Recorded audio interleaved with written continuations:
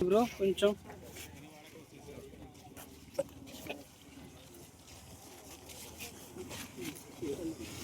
Sir ఇక్కడ బదర్ కొంచెం okay sir.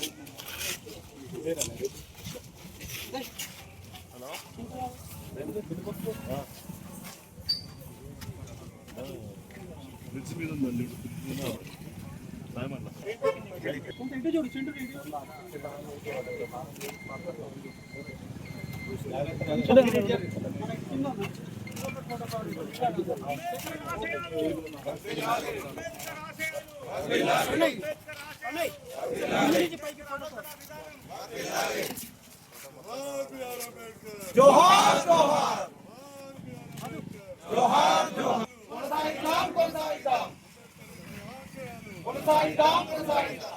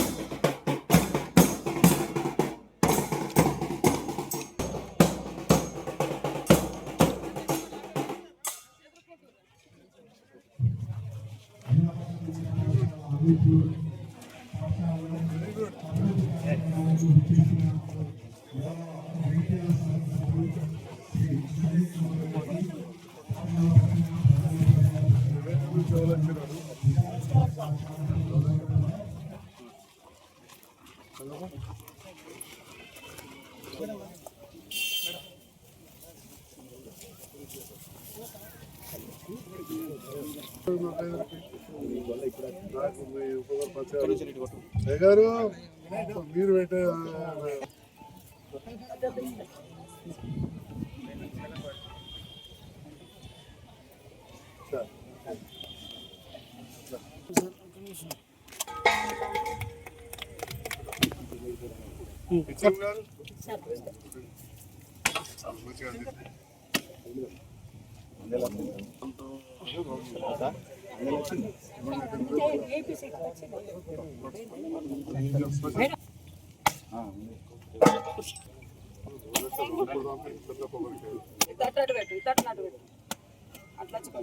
అడ్డం పెట్టాను తర్వాత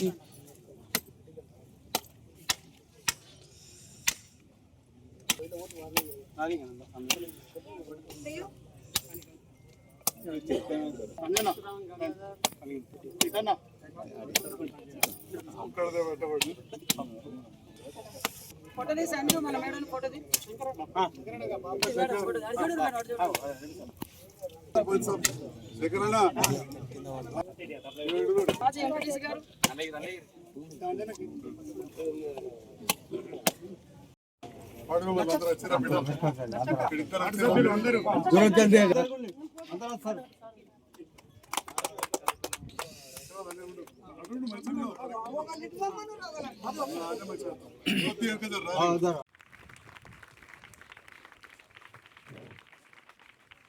అందరికీ నమస్కారం.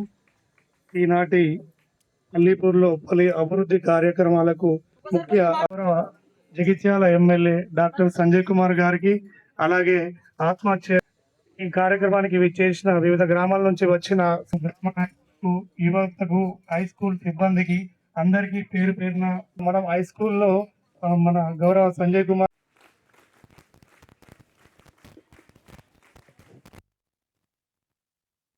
విద్యార్థులు మన పాఠశాల విద్యార్థులతో ఇంటరాక్ట్ అవ్వడానికి వస్తున్న సందర్భంగా వారి నిరీక్షణలు పెడదాం. All of you stand up students.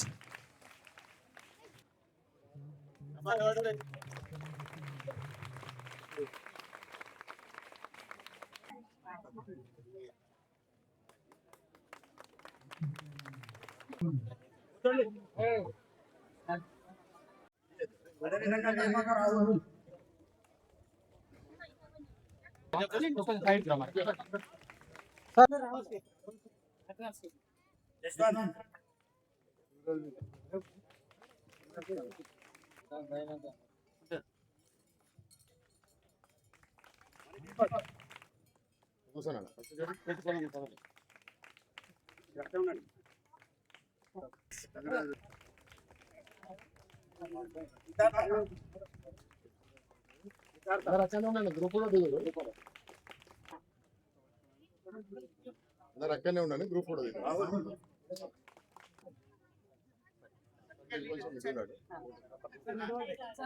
చూడండి మంచిగా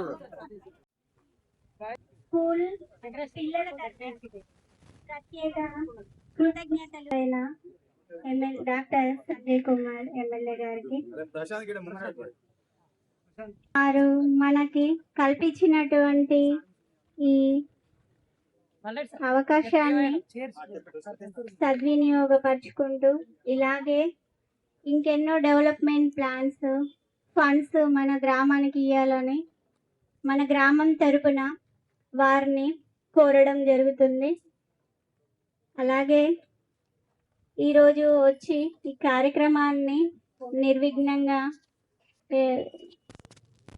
జరిగేలా కృషి చేసిన ప్రతి ఒక్కరికి, నాయకులకు, పిల్లలకు, పేరెంట్స్కి, టీచర్స్కి, గ్రామ పెద్దలకి అందరికీ మా తరపున ప్రత్యేక ధన్యవాదాలు. అల్లీపూర్ గ్రామంలోని మండల పరిషత్ ప్రాథమిక పాఠశాల, ఉన్నత పాఠశాలలో కిచెన్ షెడ్, అదేవిధంగా టాయిలెట్స్, కాంపౌండ్ వాల్, భూమి పూజ చేయడానికి రమ్మని చెప్పి సోదరుడు వెంకటేష్ కోరడం, అదేవిధంగా మిత్రులు ముఖ్యది గారు, సాగర్ గారు, ప్యాక్స్ చైర్మన్ గారు అందరు కోరడంతో ఈరోజు వచ్చిన సందర్భంలో పిల్లలందరితో గొప్పగా స్వాగతం పలికారు. ప్రత్యేకంగా మీ అందరికీ థ్యాంక్స్ చెప్తా ఉన్నా. ఈ స్కూల్కు చాలా సార్లు కూడా రావడం జరిగింది. అన్నిటికంటే ముఖ్యంగా అల్లీపూర్తో ఒక డాక్టర్గా అనుబంధం, ఆ తర్వాత సేవా కార్యక్రమంలో పాల్గొన్నప్పుడు ఒక మంచి వాటర్ ప్లాంట్ మోతే అంతర్గామ గ్రామాల్లో ఏర్పాటు చేసిన తర్వాత అమెరికా డాక్టర్ల అసోసియేషన్ తోటి ఇక్కడ మన అల్లీపూర్ అనే అతిపెద్ద వాటర్ ప్లాంట్ ఏర్పాటు చేసినాం. స్వచ్ఛంద సంస్థతో అప్పుడు మిత్రులు ఎల్ రమణ గారు శాసనసభ్యులు, అప్పుడు గంగారాం జల అనుకుంటా సర్పంచ్, అప్పుడు రమణ గారిని కూడా ఒక 50,000 ఇవ్వని చెప్పి అడిగి ఒక 5 లక్షల రూపాయలు అంత పెద్ద స్వచ్ఛంద సంస్థతో తెచ్చి ద బెస్ట్ వాటర్ ప్లాంట్ పెట్టాం. అప్పటికి ఈ శుభ్రమైన నీరు మీద పెద్ద అవగాహన కూడా లేదు. బయట ఊరూరికి ప్లాంట్లు కానీ, మిషన్ భరిత పథకం కానీ ఇవన్నీ లేవు. లేకముందు మన ఇప్పుడున్న నియోజకవర్గంలో లేదా జిల్లా కేంద్రంలో చెప్పాలంటే 3వ మంచి వాటర్ ప్లాంట్, అన్ని మంచి మిషన్ తోటి షెడ్ తోటి వేసాం. అక్కడి నుంచి డాక్టర్గా అందరికి అనుబంధం, ఈ స్కూల్కు చాలాసార్లు రావడం. ఇప్పుడు ఇంటిగ్రేటెడ్ స్కూల్ ప్రభుత్వం మారింది, గత ప్రభుత్వంలో కట్టలేకపోయినాం. కానీ బీసీ రెసిడెన్షియల్ స్కూల్ నుంచి జూనియర్ కళాశాల వరకు ఇక్కడ అల్లీపూర్ రెవెన్యూ సింగరాపేట శివాలో కట్టాలనే ఆలోచనతోటే ఇక్కడ మనం బడి పెట్టినాం. ఆ బడి మరి బాగా దూరం పోకుండా అతి దగ్గరనే మన మూలపేరు పక్కకు చాలా అద్భుతంగా వస్తున్నది. 25 ఎకరాలు మంజూరు చేసినాం. అది నిన్ననే చూసిన 4-5 ప్రొక్లైన్లు, 10 టిప్పర్లు నడుపుతున్నాయి. సాఫ్యత్తులు గుట్ట గ్రౌండ్ మీద ఉన్నది. 25 ఎకరాలలో అద్భుతంగా బీద బడుగు బలహీన వర్గాలు, ఎస్సీ ఎస్టీ మైనార్టీ ఈడబ్ల్యూఎస్ వారందరూ కూడా ఉపయోగపడే విధంగా young India international residential school రాబోతుంది. విద్యలో మార్పులు తీసుకురావాలని చెప్పి ఆలోచన చేస్తూ మరి అతి త్వరలోనే బ్రేక్ఫాస్ట్ ఏర్పాటు చేసే కార్యక్రమం, అమ్మ ఆదర్శ పాఠశాలల ద్వారా ఎన్నో స్కూల్స్ కూడా రిపేర్ జరిగినాయి. ఆ తర్వాత మిత్రులు మల్లారెడ్డి గారు చెప్పినట్టు ఈ టీచర్స్ వచ్చి నన్ను అడిగారు, మరి కొన్ని పనులు ఆగిపోయినాయి 10-12 పెద్ద స్కూళ్లకు, వాటి మంజూరు ఇప్పించాలనగానే వారు ముందే ఫోన్ చేసాం. వెంటనే మంజూరు వచ్చి మా ఏఈ గారు వాళ్ళందరూ కూడా ఇంత మంచిగా రంగులేసి కనబడేలా చేశాడు. మరి భవిష్యత్తు మన ఉపాధ్యాయుల చేతులు ఉంటుంది. ఎందుకంటే ప్రభుత్వ పాఠశాలకు వచ్చే పిల్లలు చాలా మంది పేదవాళ్ళు ఉంటారు, ప్రైవేట్ పాఠశాలకు కొద్ది గొప్ప ఉన్నవాళ్ళు పోతారు, చదువుకున్న వాళ్ళ పిల్లలు ఉంటారు. వాళ్ళు మళ్ళీ ఇంటికి వచ్చినా కూడా ట్యూషన్లు పెట్టిస్తారు, చెప్తారు. కానీ ఇక్కడ ఉన్న పిల్లలకు అన్ని అవకాశాలు ఉన్నాయి. పోనీ మీరు హోంవర్క్ ఇచ్చి ఇంటికాడ చదువుకోమంటే ఆ ఇంటికాడ కూడా సరి అయిన వ్యవస్థ ఉండదు, తల్లిదండ్రులు చదివిన స్థలం ఉండదు. ఈ రకంగా ఎన్నో ఇబ్బందులు ఉన్న సందర్భంలో ఇలాంటి పిల్లలకు మీరు విద్యాబోధన చేయడం అనేది మీకు కొంత కష్టమైన విషయమైనా మీరు ఇష్టంగా చేస్తున్నందుకు మంచి రిజల్ట్స్ వస్తాయని మీ అందరికీ అభినందనలు తెలియజేస్తా ఉన్నాను. మరొకసారి పిల్లలు కూడా వీళ్ళందరూ కూడా అమ్మాయిలు అబ్బాయిలు సార్లు ఏది చెప్తారో అది కొంత పాటించాలి. ఎందుకంటే హై స్కూల్ వచ్చింది, 10th క్లాస్ వరకు ఉంటుంది. దాదాపు 14, 15, 16 సంవత్సరాల పిల్లలు ఉంటారు. పిల్లలు చదువు చెప్పడం ఎంత కష్టమవుతుందో డిసిప్లిన్ నేర్పడం అంత కష్టమవుతుంది సార్లకు. సో మీరు అందరు కూడా సెల్ఫ్ డిసిప్లిన్ పాటించాలి. మరి మొన్ననే మోడల్ స్కూల్లో పాపం సార్లందరూ చదువు చెప్పుకుంటే వాళ్ళ దాంట్లో ఒక అమ్మాయి గోడ పక్కకి వెళ్ళిపోయింది. ఎంత బాధపడ్డారో ఉపాధ్యాయ బృందం నాకు తెలుసు. అవుట్ రైట్గా అండగా ఉన్నా ఇక్కడ కానీ మళ్ళీ అలా జరిగిన సంఘటన కానీ. కాబట్టి చిన్నప్పుడు కొన్ని ఆలోచనలు ఉంటాయి పిల్లలకు, ఆడాలి పాడాలి అటు ఇటు ఉరకాలని, ఇక సెల్ ఫోన్ బట్టి అబౌట్ ఇవ్వటి చూడాలని. కానీ స్వీయ నియంత్రణ అవసరం, సెల్ఫ్ కంట్రోల్ అవసరం. పిల్లలు మీరు తల్లిదండ్రుల కంటే ఎక్కువ మీకు మొదటి గురువు తల్లిదండ్రులు ఎట్లయితారో ఆ తర్వాత టీచర్స్ అని చెప్పి ఈ సందర్భంగా చెప్తా ఉన్నాం. టీచర్లకు మీ మీద చదువు చెప్పడం ఎంత బాధ్యత ఉంటుందో, మన సంస్కృతి, మన సాంప్రదాయాలు, మన బిహేవియర్, మన ఆట పాట ఆలోచన విధానం ఎట్లుంటుందో మన టీచర్లు ఏదైతే చెప్తారో అది తప్పకుండా పాటించాలని చెప్పి నేను విద్యార్థులకు మరి 2 మాటలు చెప్పాలంటే చదువు గురించి నేను చెప్పే పని లేదు, మాకంటే ఎక్కువ మీరే చెప్తారు చదువు గురించి.